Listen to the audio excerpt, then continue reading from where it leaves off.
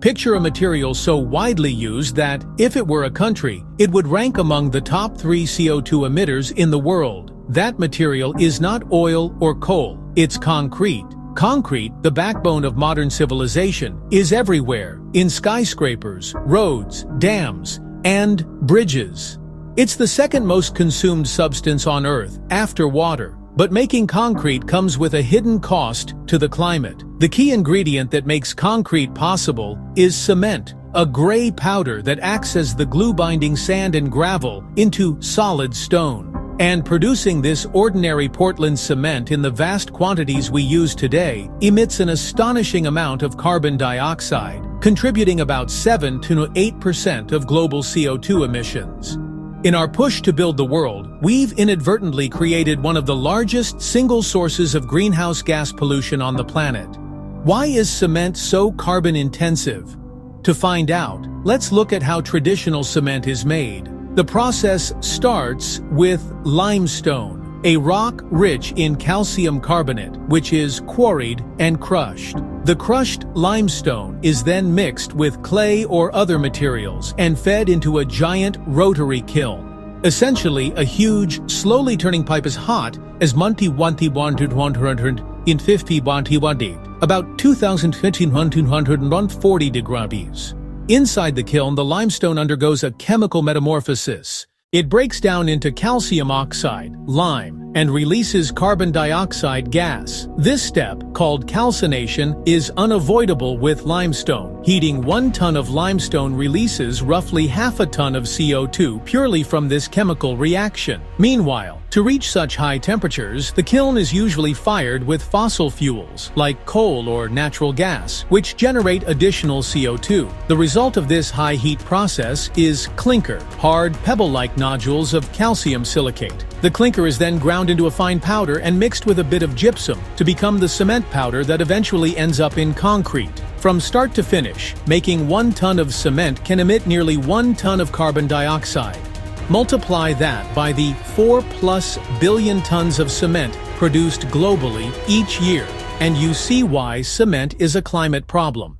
We're essentially pumping out enormous CO2 emissions as the literal foundation of our cities and infrastructure.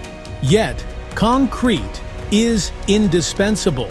It has enabled modern development, urbanization, and architectural marvels, and demand for cement is still growing, especially in developing countries where new roads, homes, and bridges are needed. The challenge then is clear. How do we continue to build with this miracle material without destroying our environment? This is where the quest for green cement and green concrete comes in. These terms refer to a range of innovations and changes to the traditional recipe, all aimed at cutting the carbon footprint of cement and concrete. In essence, green cement or concrete is made in ways that emit significantly less CO2, ideally near zero. Researchers, companies, and engineers around the world are now reimagining cement production, trying to bring one of civilization's oldest materials into alignment with our climate goals. So, what actually makes cement green? There isn't one simple trick, but several key strategies have emerged to reduce emissions during production. The first strategy is using different ingredients besides just clinker. Standard Portland cement is mostly clinker, but what if we replace a chunk of that clinker with other materials that didn't require such high temperatures, or that didn't release CO2 when made? This is known as clinker substitution, and it's already common practice up to a point. For example, fly ash, a powdery byproduct from coal-fired power plants, can be blended into cement. Slag from steel manufacturing is another useful additive. These materials have cement-like properties and can partially take over the role of clinker in the mix, so less new clinker is needed per ton of cement. Every ton of clinker we avoid making means a big CO2 savings. In fact, many concretes today already contain some fly ash or slag without sacrificing strength. An interesting historical example of this idea comes from the ancient Romans. Roman concrete famously used volcanic ash, a natural pozzolan, in their mix, which helped their structures like the Pantheon last for millennia. That volcanic ash playbook is analogous to using fly ash or other pozzolans today. It not only can improve durability, but also reduces the amount of fresh cement needed. Blended cements like these can cut emissions by 20–30% or more. However, there's a catch. Fly ash and slag come from burning coal and making steel. Industries that themselves are moving toward decarbonization. As coal power is phased out and steel recycling increases, the availability of those industrial byproducts will shrink. In the long run, we can't rely on a steady, vast supply of waste from polluting industries to solve cement's carbon problem. Another approach is to reinvent the chemistry of cement itself. Traditional Portland cement isn't the only way to bind concrete. What if we could make a similar binding material without limestone at all, or by using new processes that don't require extreme heat? This question has led to a wave of innovation in alternative cements. One promising class is limestone calcined clay cement, nicknamed LC3, which replaces a large portion of clinker with a blend of clay and ground limestone.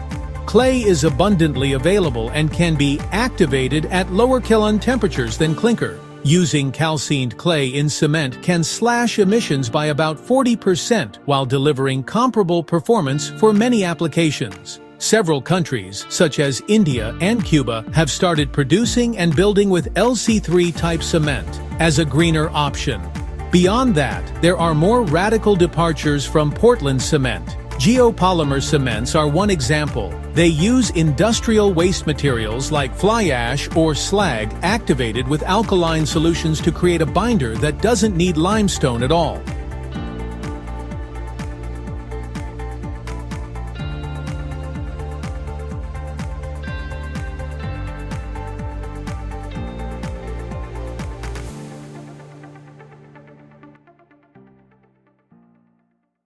Geopolymer concrete can handle high temperatures and corrosive environments and has a much smaller carbon footprint, but it's still a niche product and can be more expensive or complex to work with right now. New startups are also exploring novel chemistries. For instance, some companies are developing magnesium-based cements that actually absorb CO2 as they harden, potentially making a carbon-neutral or even carbon-negative concrete. Others are looking at calcium silicate cements made from different feedstocks. One startup has found a way to use certain types of rock to produce Portland cement without the CO2 release, by avoiding the calcination of limestone altogether. And in an intriguing high-tech twist, at least one company is pursuing an electrochemical process. Instead of burning limestone, they use electricity, ideally from renewable sources, to break apart materials and form cement at room temperature, producing far less CO2. Such an electrochemical cement, if powered by clean energy, could dramatically lower emissions. All these experimental cements aim to replace or reduce the need for the traditional clinker, attacking the problem at its source. While new formulas are exciting, there's also progress in cutting emissions with improvements to the production process and energy sources. Cement kilns today mostly burn coal or gas to reach the required heat. A straightforward way to cut emissions is to switch to fuels that don't release fossil carbon. Some cement plants have begun using biomass fuels or even trash as an energy source, essentially burning waste instead of coal. Looking ahead, pilot projects are underway to use hydrogen as a fuel in cement kilns, which would burn without carbon emissions. There's also research into electrifying the kiln, using electric-resistive heating or even microwave and plasma technology to achieve the high temperatures, all powered by renewable electricity. If engineers can crack the challenge of an electric kiln at scale, and if the electricity feeding it is green, that could eliminate the fossil fuel side of cement's footprint entirely. However, even if the kiln is zero carbon, remember that roughly half of cement's emissions come from the limestone itself breaking down. So there's still the other half of the problem to solve.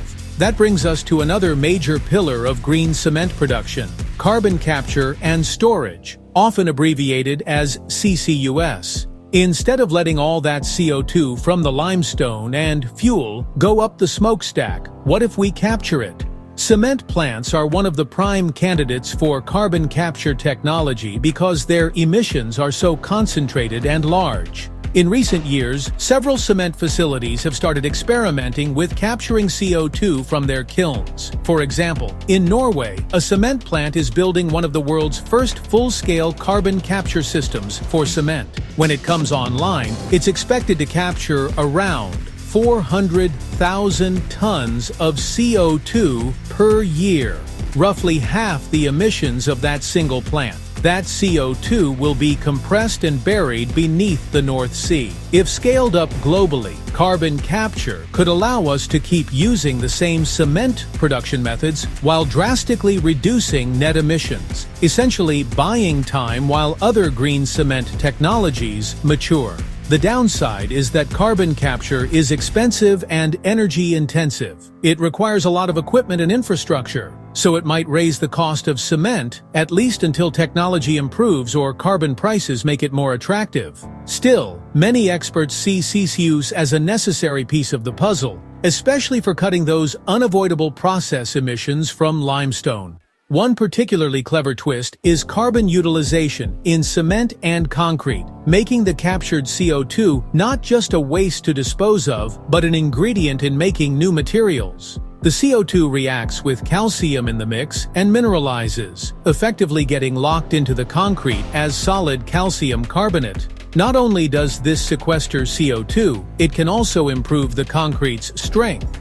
Stronger concrete means you might be able to use less cement for the same job, compounding the emission savings. This concept is already being used commercially in some concrete block plants and ready-mix concrete deliveries, a true example of making concrete that eats carbon. It's inspiring to see a pollutant turned into a useful ingredient.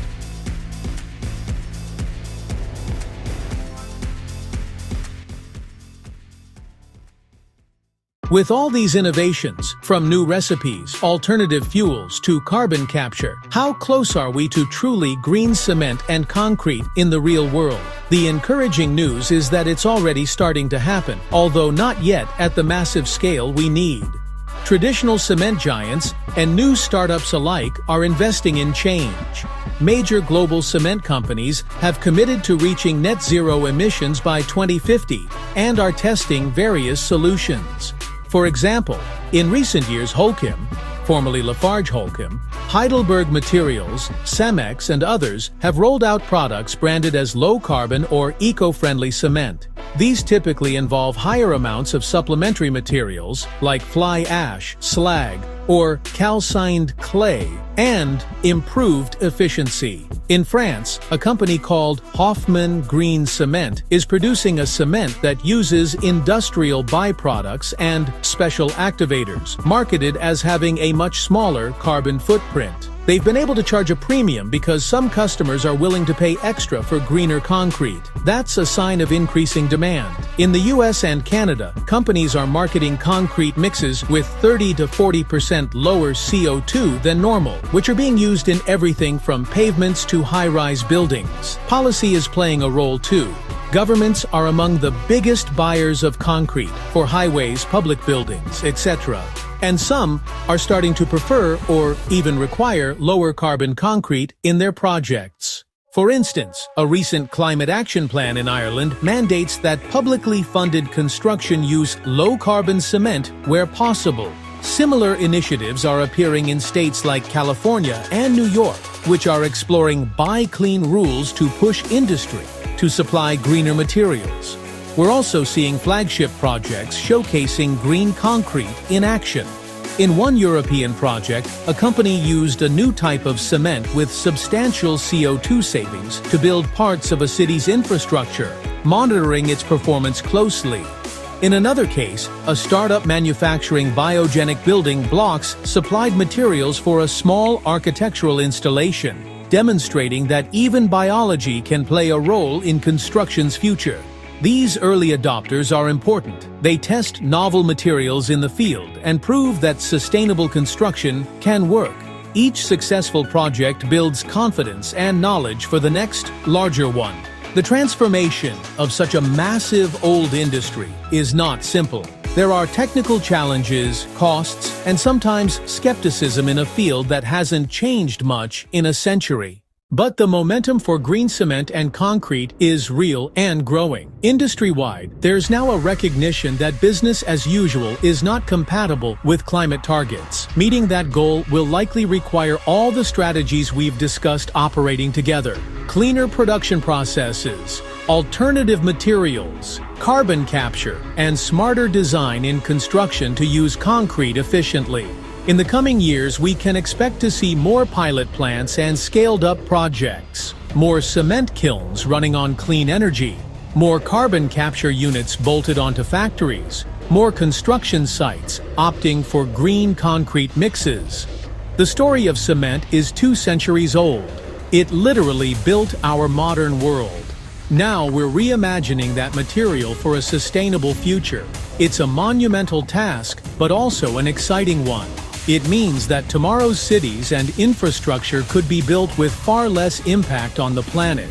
Imagine a world where the foundations of our buildings and bridges actually help heal the Earth by absorbing CO2, or at least not emitting it. That vision is driving scientists and engineers to keep improving green cement technologies. In conclusion, green cement and concrete are no longer just theoretical ideas in a lab. They're becoming reality, step by step. From ancient Roman tricks with volcanic ash to cutting-edge carbon capture systems, we are leveraging all the knowledge at our disposal to reformulate one of the world's most ubiquitous materials. The road to decarbonizing cement is challenging and will require continued innovation, investment, and supportive policies. But each breakthrough, whether it's a new cement plant with drastically lower emissions or a skyscraper built with low-carbon concrete, is building hope that we can solve the concrete climate conundrum. The next time you walk on a sidewalk or enter a building, you might be stepping on technology that is part of this quiet revolution. In the quest to sustain our civilization without wrecking the environment, green cement and concrete are poised to play a pivotal role, proving that even the humblest gray powder can be reinvented to help build a better, greener world.